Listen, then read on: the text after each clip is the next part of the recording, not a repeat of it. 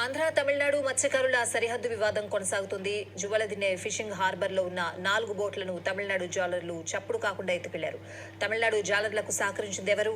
పెద్ద కాపులను మత్స్యకారులు ఎందుకు నిర్బంధించారు? మత్స్యకార గ్రామాల్లో ప్రస్తుతం పరిస్థితి ఎలా ఉంది? మరబోట్లు మిస్ అయిన ప్రదేశం నుంచి మా ప్రతినిధి వెంకట్ మరింత సమాచారం అందిస్తారు.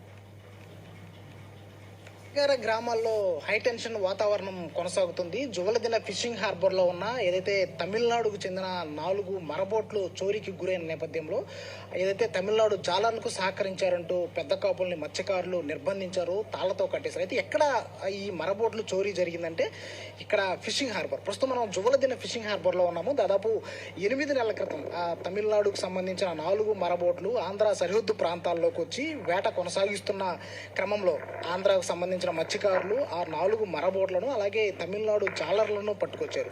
అయితే జాలర్లను వదిలేసిన ఈ 4 మరబోట్లను మాత్రం 8 నెలలుగా ఈ ఫిషింగ్ హార్బర్ లోనే ఉంచారు. అయితే ఈ క్రమంలో ఆంధ్రాకు సంబంధించిన అధికారులు కావచ్చు, తమిళనాడుకు సంబంధించిన అధికారులు కావచ్చు, పలు దఫాలు చర్చలు జరిపారు.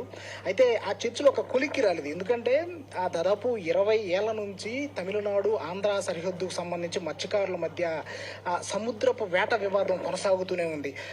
ఆంధ్ర సరిహద్దుకు సంబంధించి తమిళనాడు జాలర్లందరూ కూడా ఆంధ్ర సరిహద్దు ప్రాంతంలోకి వచ్చి వేట కొనసాగించే వాళ్ళు వారి మరబోట్ల సాయంతో ఈ ప్రాంతానికి వచ్చేవారు. అయితే ఇక్కడ అపారమైన ఖనిజ సంపద ఆంధ్ర సరిహద్దు ప్రాంతంలో ఉంది. ఈ సంపదను వాళ్ళు కొల్లగొట్టేవాళ్ళు.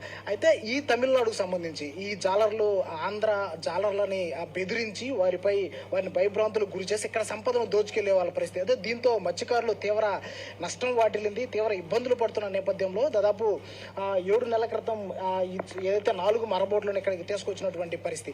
అయితే ఈ 4 మరబోట్లని 4 రోజుల క్రితం తమిళనాడుకు సంబంధించిన జాలర్లు చోరీ చేశారు. అయితే వాటికి ఇక్కడుండే పెద్ద కాపులు సహకరించారనే ఆరోపణల నేపథ్యంలో మత్స్యకారులు వాళ్ళు నిర్బంధించారు, వారి దగ్గర నుంచి సమాచారాన్ని రాబట్టారు. అయితే ఎవరెవరు సహకరించారు, ఈ 4 బోట్లని ఎవరు తీసుకెళ్లారు అనేదాన్ని నిన్నంతా కూడా ఈ మత్స్యకారులందరూ కూడా పెద్ద కాపుల్ని అడిగి తెలుసుకున్నారు.